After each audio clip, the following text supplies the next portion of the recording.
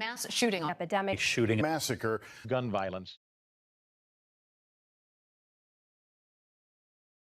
Gun violence. I feel like it's an epidemic. It's not just Chester. It's everywhere. It's worldwide, right? I feel like we need to bring our children to understanding what a gun can do, right? Gun violence is something that will continue on for generations if we don't teach our children how important gun safety is. Gun safety should be your first priority when buying a gun. Not how you're going to use it or when you're going to use it, but how to use it safely. It really just boils down to being safe at the end of the day. Whether you use a firearm in self-defense or whether you use a firearm for hunting or just sport or just a gun owner, regardless, you need to know how to use it properly and how to handle it so that way you can prevent most negligent discharges and just safety all around the board. It just boils all down to knowing what the tool is and how to use it properly. But what I'm going to do is I'm going to check it. I see that orange thing that's letting me know it's empty. Check it. No bullet in there. Again, I'm checking. No ammo.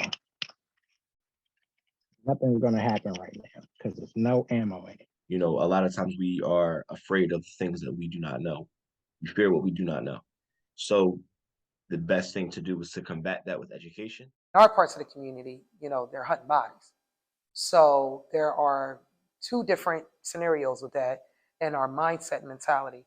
So I think one of the things that I would like to see transpire just across, so we know all across the board is being done, is a gun safety culture. From 2014 to 2021, death from gun violence has nearly doubled. Kind of like it's almost too easy for people to get their hands on guns to commit crimes. More people are buying guns, but that's because they think that's the only way to protect themselves because guns have flooded our streets. These are communities that want to be safe. They don't want to have to carry weapons. I know how to shoot. My great-grandmother taught me. But I know that the person who is most responsible is the person who holds the weapon. And that is why I will quote Ronald Reagan, trust but verify. And a lack of problem solving and conflict resolution. Conflict resolution is a major key in gun control because when you have, let's say me, for example, if I have a problem with somebody and I don't know what conflict resolution is, I'm going to pull my gun out and be ready to shoot them. Guns are manufactured and they're in a legal plant, right? They're made every day.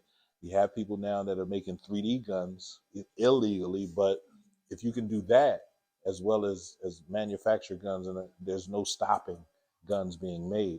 So I think educating our children, showing our children the damage that a gun can do, showing our children just how powerful a gun is could help so many children. Right. I mean, you can make guns, but not the machine guns, not ARs and AKs and things of that nature. And you sitting back and you want to know, how are they here? How did they get here? Right? Mm-hmm. That's from the government. We got guns down that you can add a box to and shoot it automatically like a Uzi, which is crazy to me. I don't own a gun. Everybody say, "Yo, no, I don't. I'm a felon. I can't own a gun." But I do know what's going on in the streets and what's happening with guns. They're readily accessible. You can get a gun right now on the street for $300-400. You can go and hurt somebody. Again, because you're hurting. I really think they should take, especially the assault rifles and things like that, start getting some type of pushback and change some laws as far as letting people go, just buy them like that, and be real irresponsible with them. And I feel like a lot of gun owner shops, we need to start partnering with them to make sure that when individuals are coming in to purchase guns, we're actually tracking how many and how much at a period of time that they're actually collecting, especially when a certain type of weapons that they're collecting. So just to make sure that there's not a trigger, it's easy to say that the children, they're just out of control. They're just out here killing each other. But the honest truth is none of them are even at age. The ones that are actually out here committing the crimes are even at age to be able to hold a gun. And my parents been shot, my mother been shot, my father been shot, my son been shot.